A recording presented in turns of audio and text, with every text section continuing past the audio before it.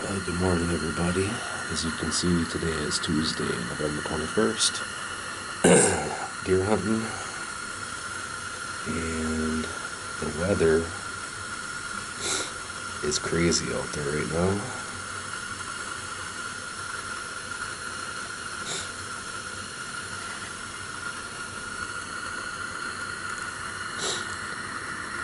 The actual temperature is 28, but the real feel is 8.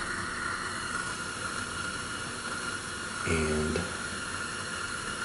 the wind is gusting to 39 miles an hour. So it's crazy out there. But you see it's 6:08. I've got about half an hour till we can shoot. So we're just getting everything set up here. I actually made peanut butter and jelly sandwiches for this morning because I'm starving after picking corn till late last night. Only getting about 4 hours of sleep, so anyways, still deer hunting.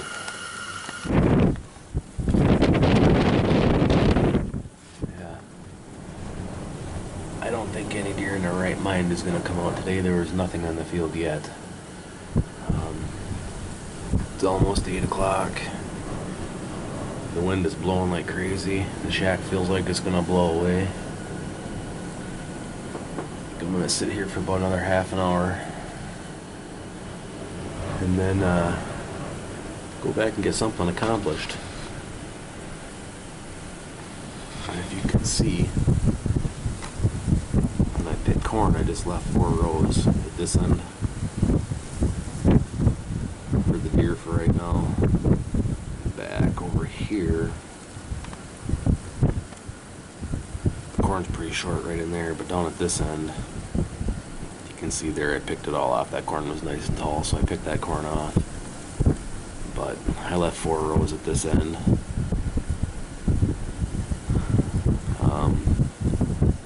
I'll leave it stand through deer hunting, and then we have 2 more doe only seasons.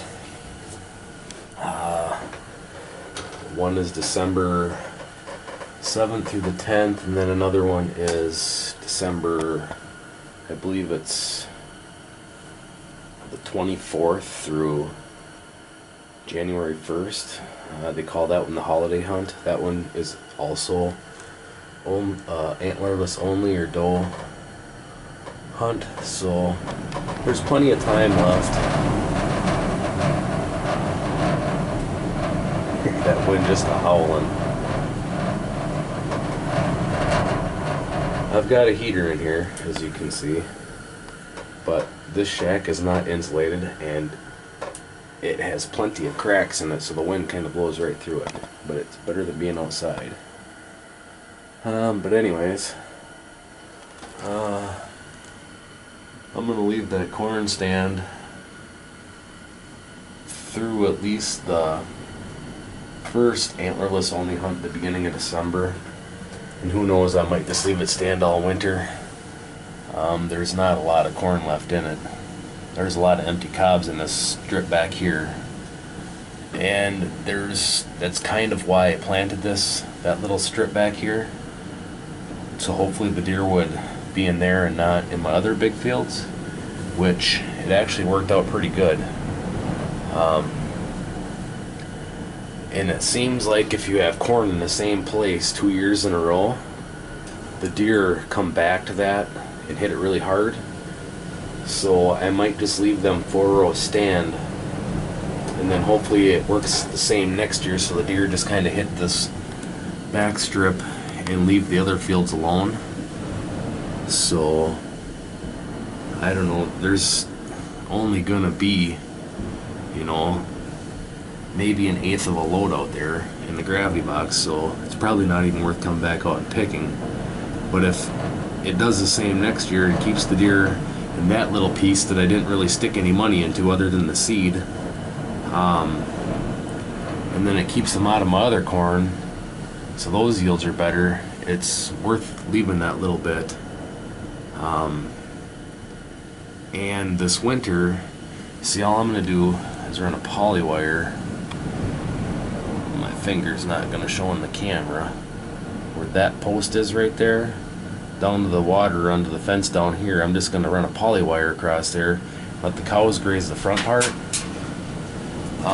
But this winter, if the cobs are all cleaned off of this back corn, I'll just take that poly wire down, and the cows can come and they'll be able to graze them corn stalks that are still standing.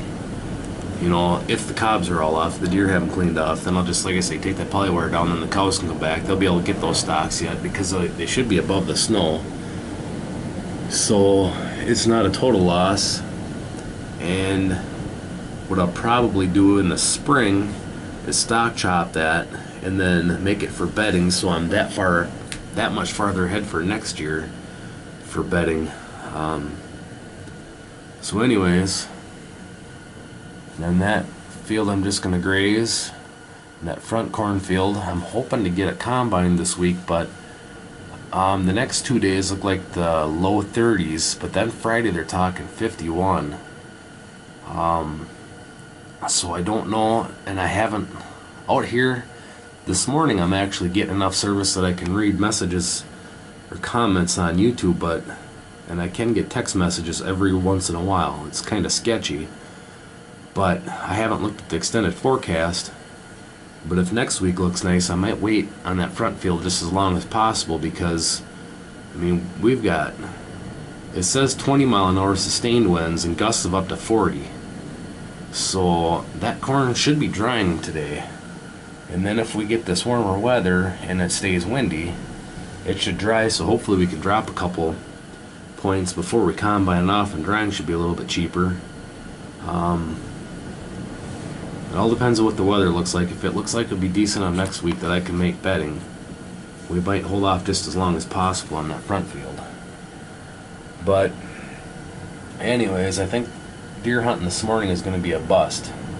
I knew I should have went back to bed. I got up at 5:15, and I could hear the wind blowing, but I didn't think it was going to be that bad. And in the yard it wasn't. Them pine trees really blocked the wind.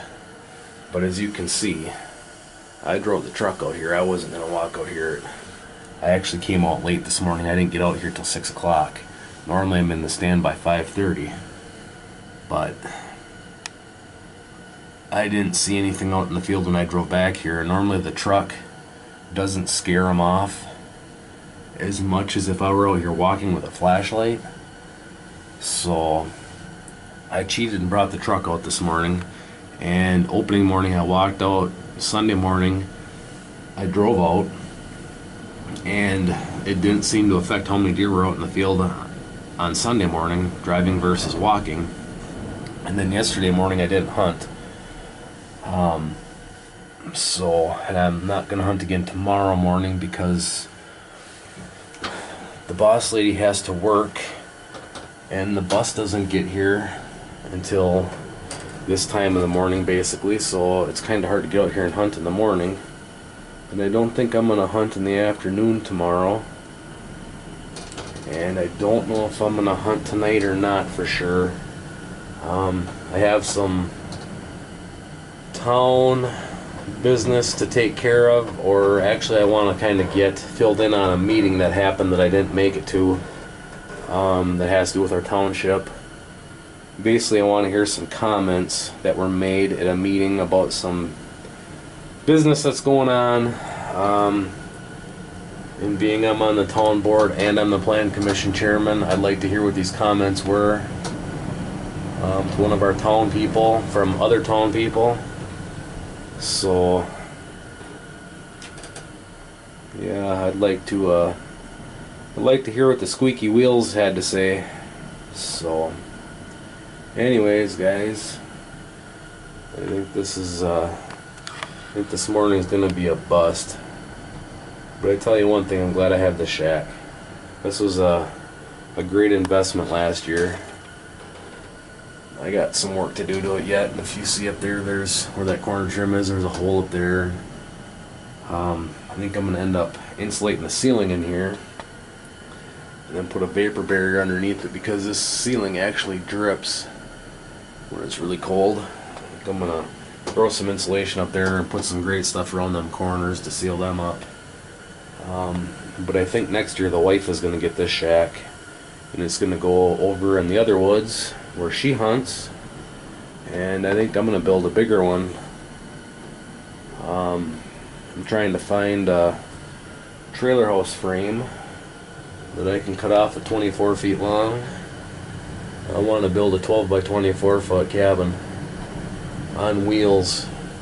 Basically, my plan or thinking is that the cabin will be 12 by 18 and then have a 6-foot deck on the front of it, like a covered deck, make it look like a cabin.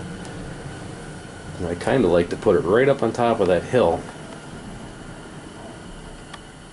right up in that grassy spot there where I can see everything. The kids want a cabin, and I want another hunting shack, and the boss lady doesn't really care for her pop-up line, so it'd kind of be a win-win. But I gotta find a trailer house frame first, because I don't want to build anything permanent in one spot. A, if you build something permanent, you get taxed on, you gotta get building permit. And B, I don't want it permanent because if I get some more land, I have a better spot that I'd like to put it if I can get the piece of land that I'm trying to buy. So if it's on wheels, I can always move it then to the new spot. But then the boss lady would get a better shack. But as you can see over here, that corn is all off, and I'm half tempted today to run and get some rebar, because my pigtail posts, I don't think they're going to go in the ground very well. It's pretty much frozen. So I might go get some rebar that I can pound in the ground and get them clamp-on insulators, and then get this fenced off. And I might actually put the cows out here today. I see they're not hunting up there right now, and honestly, where they are hunting, they shouldn't affect my cows at all.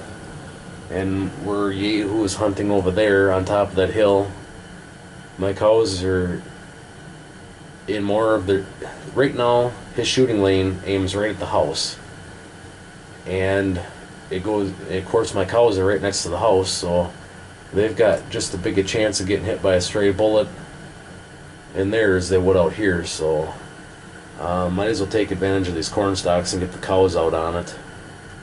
So that would save some hay for a while, because if I put them on corn stalks, I'm going to feed them hay every other day instead of every day, until either there's too much snow and they can't get corn stalks, or until the corn stalks are gone. So anyhow, that's just a little update. The hunting sucks this morning. It's cold, windy, so time to go get something done. Anyways, thanks for watching, everybody. Hope you're all having a great day. If any of you are hunting, hopefully you're having better luck than me. Hopefully you all got the big one. And if you're like me and you're still hunting, hopefully you're staying warm and not freezing to death. So anyhow, hope you all are having a great day. Stay safe. Catch y'all later.